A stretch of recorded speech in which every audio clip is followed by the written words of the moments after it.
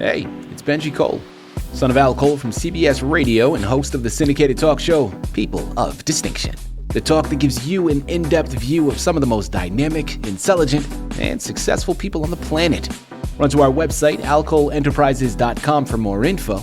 Email me at benji@alcoleenterprises.com if you'd like to get involved with what we have going. And as always, please continue to like and follow our broadcast because People of Distinction is a nationally and internationally syndicated show because of listeners like you. Our shows are available across all major podcast distributors as well as YouTube, and if you keep following, we're going to continue to put out the content. We appreciate the support. Continue to like and follow, and sit back and strap in because on the line with us today, we have the impressive Ilmarinen Vogel. We're going to be discussing his amazing book, Glacier on Kilimanjaro. It's available for purchase through Amazon, Barnes & Noble, and a whole host of other places. While you're at it, check out the 3 other books that he has written as well. A one-stop shop for it all. Yeah, that's his personal website, ilmarinenvogel.com. And just to make sure that there's no spelling mistakes, that's ILMARINENGVOGEL.com. And before we go any further, Ilmarinen was brought to our network by one of the best publishing firms in the business, Studio of Books. So if you've gone through your process and now you need help moving the book you just developed, look no further than Studio of Books because this is exactly what they specialize in. You're going to want to head on over to studioofbooks.com and gather all the ways that they're going to help you do just that. And listen, it is an absolute pleasure to have Ilmarinen here on the line. Ilmarinen, first and foremost, man, welcome to People of Distinction, and thank you very much for being a guest. How are you doing today, sir? I'm doing great, and thank you for having me. You know, Ilmarinen, listen, this is a pleasure, man. It really is. What you've comprised here is remarkably compelling. It is insightful. It is really going to create some fantastic conversations and hopefully help people open their eyes a bit. I want to jump in first and foremost by starting off at the foundation, man. I want to learn a little bit more about your background because, of course, this book is based upon discussions that you had with your aunt and her travels with her husband. Although you are a bit of a traveler yourself, so start off by telling us a little bit more about yourself and your background before we begin on the book. I grew up the son of parents who were teenagers during the oncoming change from the Weimar Republic to the fascist regime of Adolf Hitler, and they were in opposition, which put them into a very precarious situation because we know that totalitarians wish to retaliate against people who are against them, and so they grew up in a world where first it was a survival of the war, and my mother started having children, and my father became a doctor. So they were avoiding by being a doctor. He became a healer rather than a shooter, and she became a mother rather than a manufacturer of bullets. And so that's how they survived the war. And there is a stack of daily letters in which the Nazi regime is never mentioned. Everything is in subtext. And I grew up with an absentee father for the first year of my parents' marriage. So I did not have a father.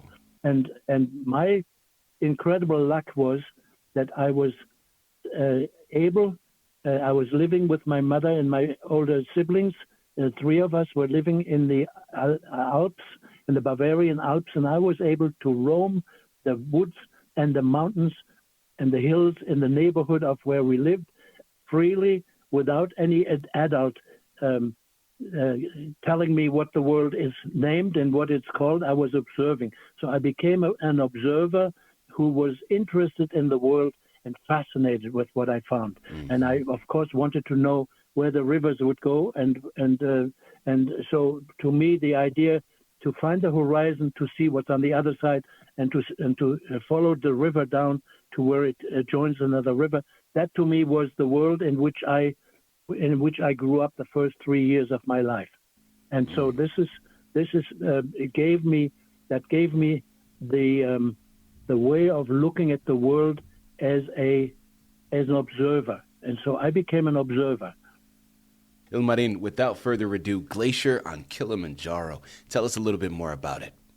The Glacier on Kilimanjaro is the story that began when I had just returned from South Africa, where I was the second French horn of the Durban Symphony, and I returned to play in a small spa orchestra in Bavaria. And my aunt was living in the same neighborhood, and I was able to visit with her, and I was listening. We were exchanging stories about why I left Africa, why she left Africa, and so that became a fascinating conversation that led me then later on to saying, okay, it is important to preserve all these stories and to preserve all the ideas, especially that these young people had at the time, and that's how the book Glacier on Kilimanjaro was born.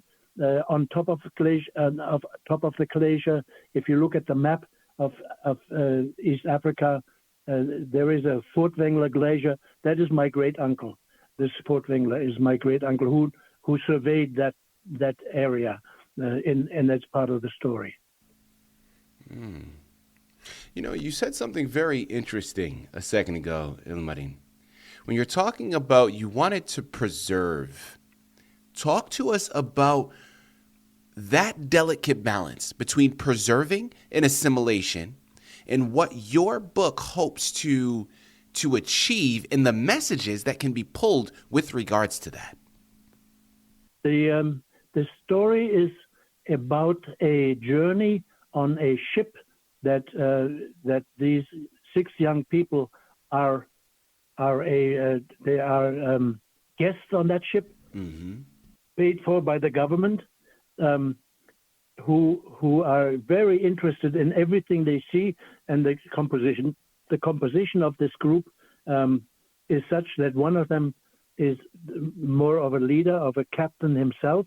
One of them is a mediator who is sort of taking the lead in organizing these conversations and finding agreement amongst this group. And then they have the captain who explains the world to them as a trader who is not beholden to any country, but serves all of mankind, all people, any country, any group that has a need. He discovers it and he will try to meet the need. That's how he makes his money. And so he is really excited about this group of people who he guides around Africa, first around Europe, then to Africa, then across to Genoa, then to Libya, then to Thessaloniki, then to Alexandria, and then through the Suez Canal. And all of those points of contact are basically to see what the people can do, and the marketplace shows it.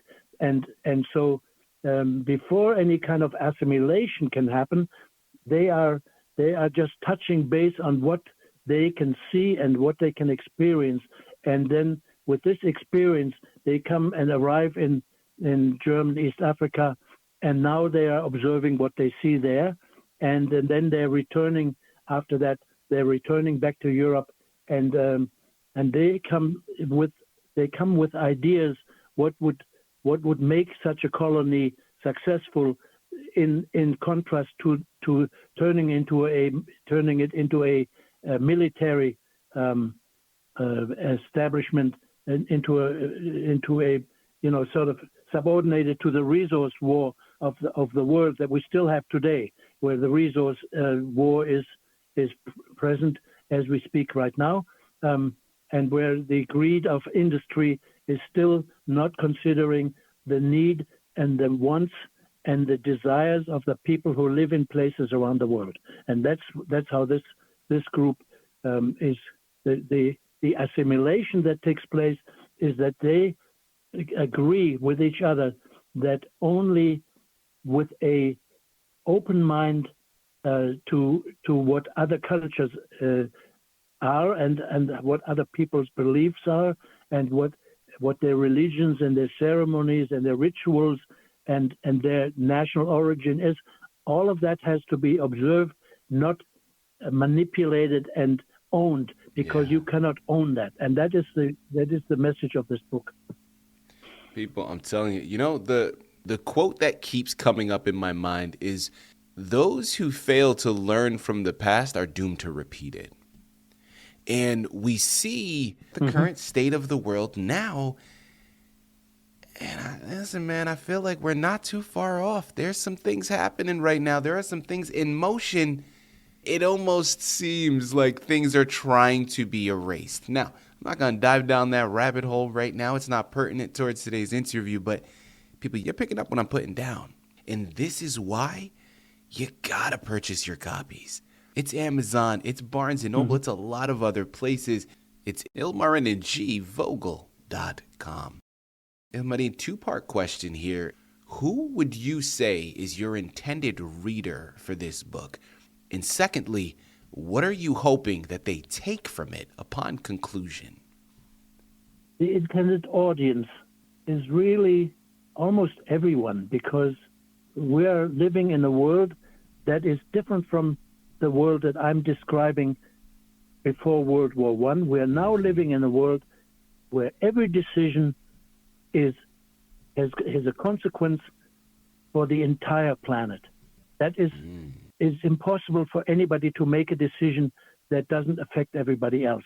And in that vein, the unification of people in their thinking and in their concern for each other is an important step toward achieving that we realize that our responsibility is not to separate us from other people and to set us up on a winning streak, but that we need to unite ourselves with others and create a